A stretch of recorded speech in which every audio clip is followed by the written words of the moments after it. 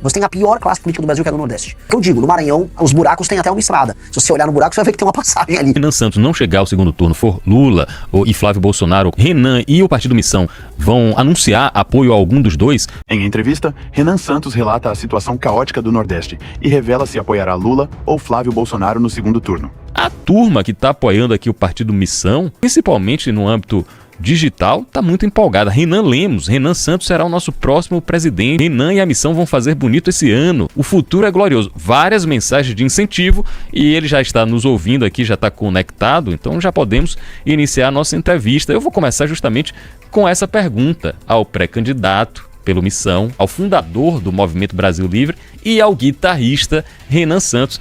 Renan, essas mensagens aqui empolgam você nessa campanha? Boa noite, Renan. Satisfação conversar com você. Satisfação ainda maior quando você lembrou que eu sou guitarrista também, né? Tô vendo aqui. Você já ganhou meu coração, pô. Obrigado pelo espaço. Sim, as mensagens me animam porque é um projeto geracional otimista, né? Boa parte dos projetos políticos no Brasil são projetos que estão olhando para o passado para brigas, né? Ah, eu odeio isso, odeio aquilo, vou lançar uma candidatura para presidente para me vingar disso ou daquilo. Quando a gente tá olhando, cara, o futuro é glorioso, a gente pode aplicar uma série de políticas que alterem a dinâmica não só de poder no Brasil, mas a dinâmica de decadência econômica que o Brasil passa. Então, ter um projeto otimista traz as pessoas justamente para uma energia muito positiva, que é o que a gente está trabalhando para construir. Dá muito trabalho, cansa muito, eu confesso que eu estou bem derrubado hoje.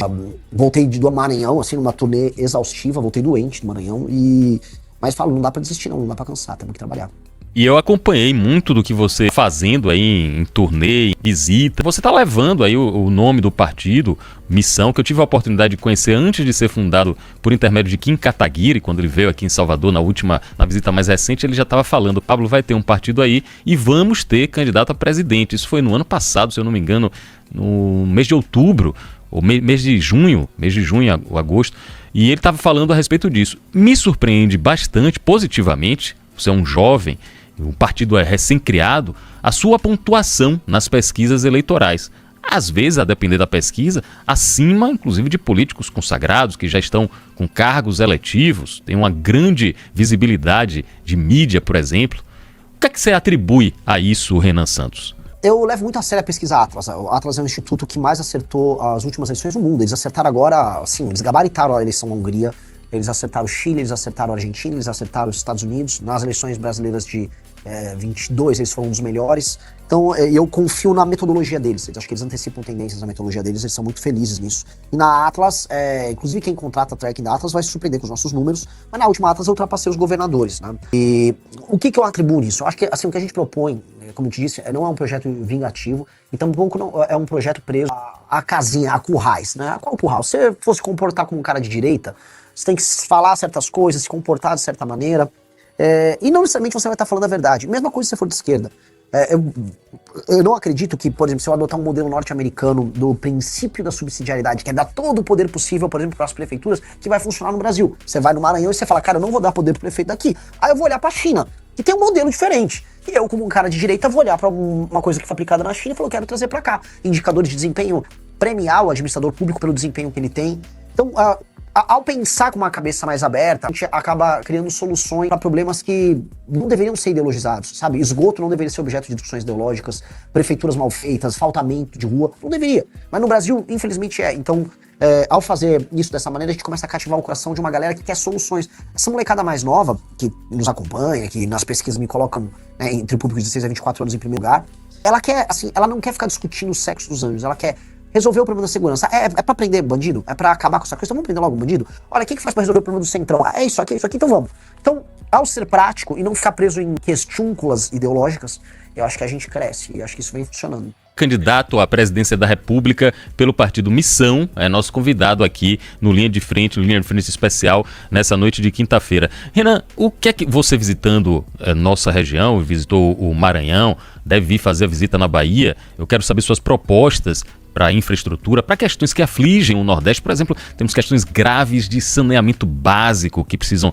ser resolvidas, as questões de segurança, obviamente, a gente está enfrentando nas últimas 24 horas aqui em Salvador e na região metropolitana, 2 policiais foram assassinados, um policial civil, um policial militar, e agora há pouco um policial foi baleado aqui na nossa ilha vizinha, a ilha de Itaparica. Qual a sua proposta? O que é que você enxerga para o Nordeste, para a Bahia em específico, sobre infraestrutura e sobre segurança pública, Renan Santos? Olha só, tem que.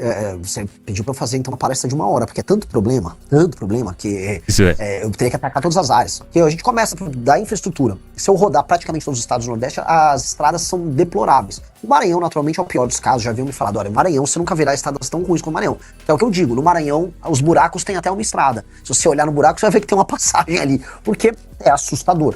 Agora, os problemas não ficam aí, né? O problema o educacional, as taxas de analfabetismo no Nordeste são muito maiores. Há um problema de atividade econômica. As pessoas não apenas não têm uma renda per capita alta, né? As rendas familiares ali, se eu me engano, na Bahia a coisa está na casa de 1,5 mil reais. É tudo muito baixo e há uma alta dependência na hora de você formar sua renda familiar de auxílios estatais, portanto abaixa a atividade econômica. Se abaixa a atividade econômica, abaixa a produtividade. Se abaixa a produtividade, não vai gerar riqueza, então você fica preso num ciclo. E o que mais, né, quando a gente fala assim, o que tem a ver com todos os problemas que vão da estrada até as pessoas não terem atividade econômica, a você não conseguir uma política boa de segurança pública ou resolver o analfabetismo? Você tem a pior classe política do Brasil, que é a do Nordeste.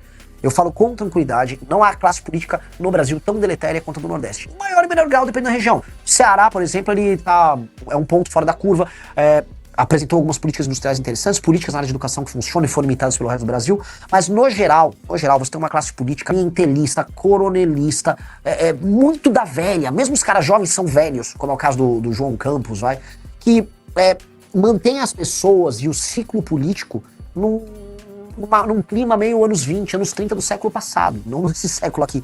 E isso é horrível. Isso faz com que o Nordeste, e essa é uma coisa que precisa ser dita para as pessoas que estão nos ouvindo aí na rádio, o Nordeste fique para trás do Brasil em quase todos os indicadores. Mesmo hoje, estamos em 2026, tirando um caso específico de João Pessoa, da Paraíba, que tem pessoas migrando para Paraíba, as pessoas continuam saindo do Nordeste para procurar emprego em outros lugares do Brasil. Até quando a gente vai aceitar isso? Esse é um fluxo que está rolando desde os anos 30 do século 20. São quase 100 anos de nordestinos migrando do Nordeste para o Sul, Sudeste ou agora o Centro-Oeste. Não é digno para essas pessoas isso. Então a gente precisa dar um basta. E esse basta vai começar mexendo nos sistemas de incentivo da classe política, ou seja, o que faz uma pessoa entrar na política e como a gente mede o desempenho dela. Não pode ser só o voto, é uma dica. O político tem que ser avaliado por entregas na área de segurança, infraestrutura, educação. E se o político não entrega isso, especialmente os prefeitos, ele fica inelegível. Porque tem um outro problema, que aí eu vou jogar aqui também para você, que é um problema grande, que é o problema da compra de voto. A compra de voto acontece no Brasil inteiro, mas ela é a regra no Nordeste. Compra de voto tem até na cidade dos meus pais Vinhedo, que tem um IDH altíssimo, uma cidade rica no interior de São Paulo. No Nordeste, ele acontece numa intensidade tão grande. E aí aquela política de botar os parentes de todo mundo na prefeitura, pra você fazer todo mundo trabalhar pra você no período eleitoral, o dinheiro desviado da emenda que compra o voto da pessoa, que isso elimina qualquer possibilidade de democracia ou elimina a possibilidade das pessoas votarem de maneira, vamos dizer, independente, com a consciência delas. E aí esses políticos, essas famílias velhas vão mandando nas cidades, as cidades ficam pobres pra sempre. E isso é ruim pra todo mundo, ruim pro povo do Nordeste que sofre e ruim pro povo do Sul, Sudeste e Centro-Oeste, acaba pagando a conta desses políticos, através do Pacto Federativo. E esse ciclo precisa mudar, eu quero mudar esse ciclo. Santos, pré-candidato à presidência da República pelo Partido Missão, e ele mencionou que confia muito no Instituto Atlas e Intel. As pesquisas mais recentes do Instituto Atlas e Intel colocam Renan Santos, na minha avaliação, numa surpreendente posição de terceiro lugar à frente de políticos. Por que surpreendente? Porque políticos tradicionais, com vários mandatos, com reconhecimento nacional, ficaram atrás de Renan Santos na maior parte dos cenários da pesquisa Atlas Intel. Agora, Renan, vamos falar dos acontecimentos que estão em Brasília e que reverberam pelo país e pelo mundo. Foi preso o presidente do BRB, o presidente de um banco importantíssimo, o Banco Regional de Brasília, por suspeita, segundo a denúncia da Polícia Federal, a investigação da Polícia Federal, suspeita de ser beneficiado numa possível compra de papéis pelo Banco Master e a tentativa de comprar o banco. Você está acompanhando, eu vejo muitos de suas lives, seus depoimentos, tudo que está acontecendo aí com o Daniel Worcaro. Na sua avaliação, Daniel Worcaro vai fazer uma delação? Vai fazer uma delação completa? Quem é que tem que ter medo de uma delação de Daniel Worcaro, Renan Santos? Condições normais de temperatura e pressão, todo mundo tem que ter medo do Daniel Worcaro. O Daniel Worcaro sabe podres de todo mundo, tirando as pessoas honestas no Brasil. Eu tenho certeza que você, Pablo, não tem medo que você não está envolvido nisso, eu não tenho medo que eu não estou envolvido nisso, mas muita gente, aí na Bahia um monte, né, pra falar da classe política daí, até porque o escândalo do Master em grande medida também começa na Bahia, mas STF, membros no mercado financeiro, grandes empresas do mercado financeiro aqui na Faria Lima em São Paulo, membros dos grandes partidos brasileiros, governo Lula, bolsonarismo. Basta ver, assim, esse presidente do Banco Regional de Brasília, ele tinha relações super próximas com o senhor Flávio Bolsonaro. Foi durante ali a presidência dele que aquele empréstimo esquisitíssimo foi obtido pro Flávio para comprar aquela mansão esquisitíssima também, né, que ele não teria condições normais de pagar. Então, quando a gente olha todas essas coisas, quando essas coisas se avolumam, se o Worcaro delatar normalmente. Se a Polícia Federal fizer o trabalho de coletar as informações e se essa delação for homologada, cai o Brasil. Agora, há um trabalho, você está acompanhando, e calar o Vorcaro, a PGR tá, né, as notícias dão conta que a PGR tá atrasando esse processo, o STF duvido que queira homologar a delação dele.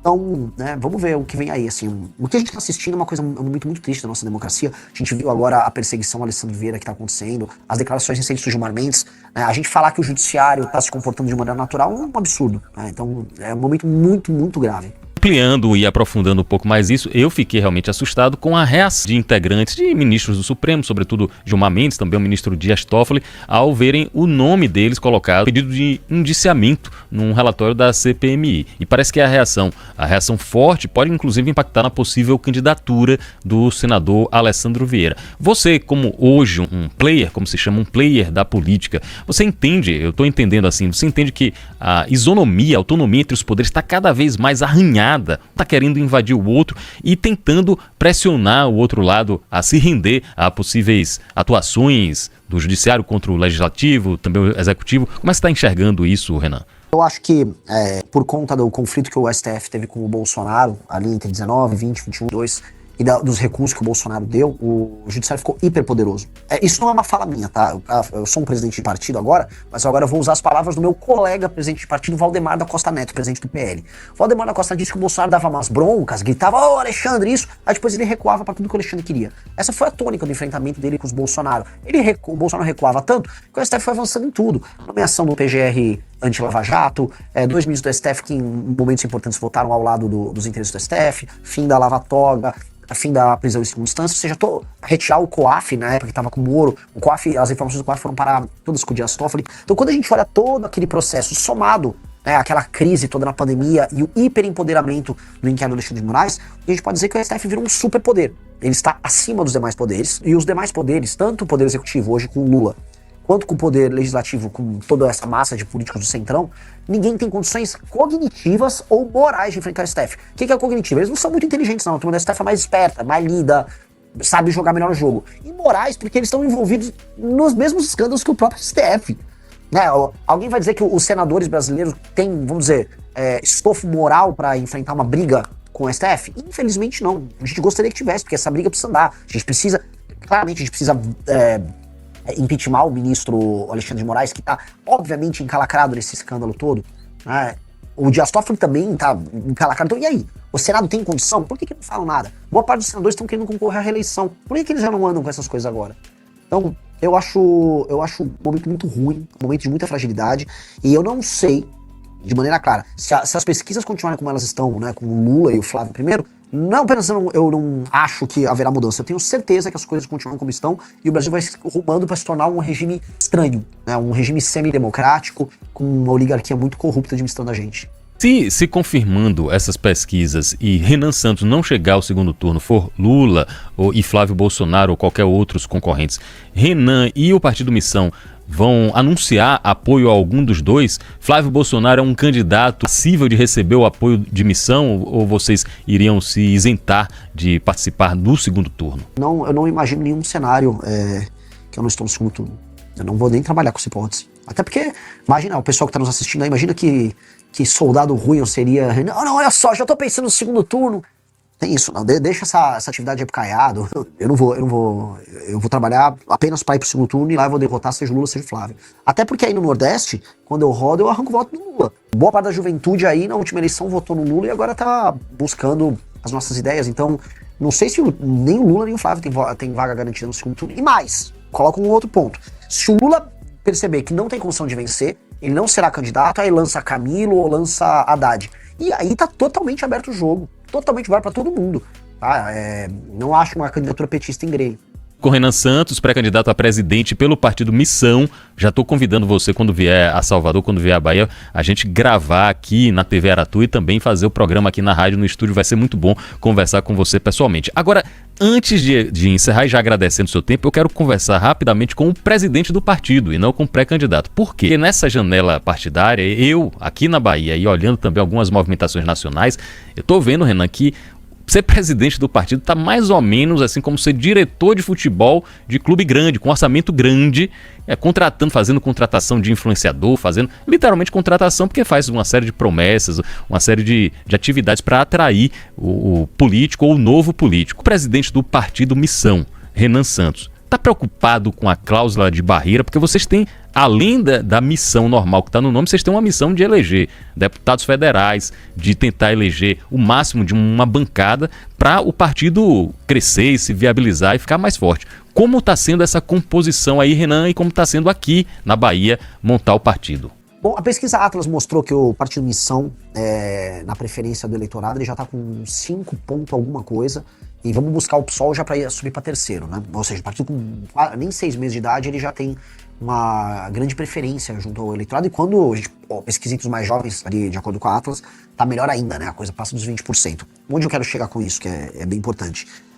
É um partido que ele se firma como um projeto de Brasil e como uma iniciativa majoritária. Sendo uma iniciativa majoritária, ele tem que se valer das suas ideias e dos seus candidatos. E nesse sentido, eu não vou ficar desesperado em passar a cláusula de barreira, porque isso iria destruir a própria ideia do partido, e aí o partido, como projeto, morre. O que eu quero dizer, para traduzir para quem tá nos ouvindo, a pessoa, o dirigente partidário comum, ele vai chamar o maior número possível de influencers bizarros, de caras do centrão, caras que tenham grana, e vão ficar fazendo propostas e entregam os diretórios estaduais para essas figuras ficam no diretório estadual e prometem eleição federal e estadual, isso ajuda na conta do partido. Nós não fizemos isso. Então, se eu fosse falar assim, a preocupação como dirigente no sentido de passar a cláusula de barreira, qual foi? Ter os melhores candidatos alinhados com o que a gente pensa. Absolutamente nenhum candidato nosso vai fazer campanha para algum outro candidato a presidente ou vai defender uma ideia que não seja uma ideia nossa. Essa pessoa, no meio da campanha, se ela fizer isso, ela vai ser reprimida dentro do projeto. O projeto é muito claro, já tem um projeto de um partido político alinhado, como acontece em qualquer democracia séria no mundo. Nós só vale a pena passar a cláusula de barreira se o nosso projeto passar a cláusula de barreira. Se eu precisar virar outro projeto para passar da cláusula de barreira, significa que o meu projeto é ruim, portanto que ele não tem espaço na sociedade civil. Então eu vou testar meu projeto. E aí eu fico minha crítica, não só os partidos centrão que não tem nenhum significado e só querem passar a cláusula de barreira porque sim, né? Ou até, por exemplo, um partido novo que surgiu de uma ideia legal, bacana no início, e que hoje ele é um puxadinho do bolsonarismo só pra tentar passar a cláusula de barreira, que é um negócio meio desonesto. A gente está conversando com o Renan Santos, agradecendo aos milhares de youtubers, os milhares de fãs aqui de Renan Santos que estão acompanhando também pela internet, pelo YouTube. Renan, você já, pela grande visibilidade que o partido e que sua campanha, sua pré-campanha estão tendo, você já deve ter recebido algum convite, alguma conversa aqui da Bahia, de qualquer um dos candidatos, para um apoio, para chegar junto, digamos assim, para colar com algum candidato aqui na Bahia. Já teve isso e quem foi, Renan Santos? Já teve umas conversinhas assim, mas eu não tô levando muito à frente, porque eu acredito nesse jogo. Se eu precisar fazer esse jogo, quer dizer que meu projeto é ruim. O que eu quero dizer, não é que eu sou marrento, de maneira alguma, eu sou uma pessoa super leve no trato. A fama de Renan, brabão, doidão, é mais uma fama do que uma condução. Eu sou uma pessoa simples e confiável no trato. O meu ponto é, eu quero interferir de maneira positiva nas eleições, eu quero ganhar a eleição para presidente, eu quero fazer bancada dos estados, eu quero eleger governadores. E o meu papel aí na Bahia será determinado pelo tamanho da minha mensagem na Bahia. Então antes da Bahia eu vou chegar, vou fazer igual eu fiz no Maranhão, eu vou rodar a Bahia inteira e eu vou bater em quem precisar bater e vou elogiar quem precisar elogiar. Se tiver uma boa iniciativa numa cidade no interior da Bahia de um prefeito que, sei lá, é do PSD, mais que o PSD não vai estar comigo em nenhum momento, eu vou elogiar. E se eu precisar bater num cara do PSD, do PT, eu vou bater.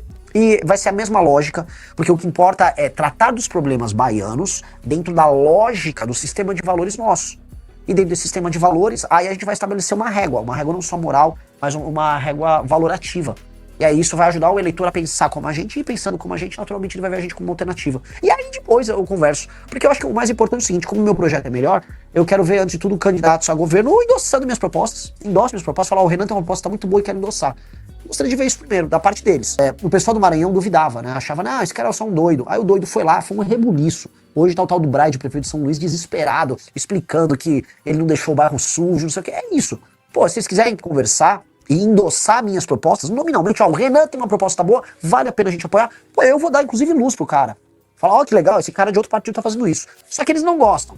E é aquela coisa que eu falo, Pablo, se não é pelo amor, é pela dor. Às vezes eu vou lá e vou falar do problema do município do cara e o cara vai tomar um susto. Não quero brigar com ninguém, eu só quero falar a real e apresentar nosso projeto. Renan Santos, 42 anos, fundador do Movimento Brasil Livre, fundador do Partido Missão, pré-candidato à presidência da República, nosso convidado aqui no Linha de Frente. Para finalizar, quero saber a história lá que eu li no site Metrópole de um vazamento, inclusive eu já vou repudiando aqui, vazamento de conversa. Isso aí nunca tem um objetivo republicano, é muito grave quando eu vejo esse negócio de vazamento de conversa de grupo de WhatsApp. Mas estava lá publicado no site Metrópolis e estava dizendo, atribuindo a você uma declaração sobre o uso de cogumelos mágicos. Até eu fui procurar com um médico especialista amigo meu e falou: Pablo, tem muita gente já fazendo o uso de microdosagem com acompanhamento médico do termo técnico psilocubensis. O que é que foi que houve ali, Renan? Quem vazou essa história? Com qual interesse? E afinal, o que são os cogumelos mágicos, Renan Santos? Olha, o cogumelo mágico é um cogumelo que a humanidade já usou. Eu até fiz uma revista sobre eles. O ser humano usa ele de maneira religiosa, milênios, né? E agora a medicina está descobrindo um papel que ele tem regenerativo sobre as conexões neurais, de modo a tirar pessoas da depressão, da ansiedade. A gente cria curtos-circuitos mentais. Esses curtos-circuitos, devido à repetição, nos levam a ansiedade, gatilhos, etc. E aí hoje existem inúmeros tratamentos alternativos para fazer enfrentamento a isso. Lá nos Estados Unidos tem muitos papers sobre isso. A microdosagem que você citou são as pessoas que fazem uso para aumentar o desempenho delas, não só criativo, mas desempenho de trabalho. Eu, por exemplo, quando eu tomei, eu fiz essa microdosagem, eu precisava escrever artigos para nossa revista e funcionou super bem, eu fiquei super produtivo, é uma coisa boa para trabalhar. Boa parte da galera, inclusive na Faria Lima, faz uso disso. Quando não é isso, toma um remédio horrível, tarja preta, que é um Venvance, que eu não recomendo para ninguém. E é basicamente isso, não é legal, um cogumelo, basicamente um cogumelo que nasce no cocô da vaca, para não falar palavrão aqui, né?